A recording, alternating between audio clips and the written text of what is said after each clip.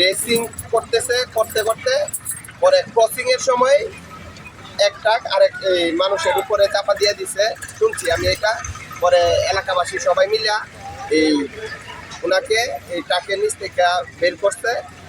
পরে আমরা তাৎক্ষণিক আমরা আসছি, প্রশাসন আসছে, আইসা পরিবেশ শান্ত করার চেষ্টা করছি। এখন পরিবেশ শান্ত।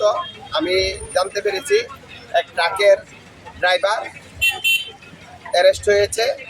আমরা এই দোষীদের সর্বোচ্চ শাস্তি দাবি করি। 8:30-15টার দিকে একটা সংবাদ হয় যে পেট্রোল পাম্পের সামনে লরি, একটি লরি একজন পথচারীকে চাপা দেয়। পরবর্তীতে তাৎক্ষণিকভাবে আমরা আসার পরে আহত ব্যক্তিকে সদর হাসপাতাল নিয়ে যায়। রাস্তা যান চলাচল স্বাভাবিক আছে। লরিটি আটক আছে, ড্রাইভারসহ আটক আছে।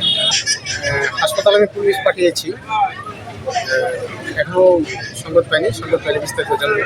হ্যাঁ, অভিযোগ প্রাপ্তির সাপেক্ষে আইনগত ব্যবস্থা নেওয়া হবে।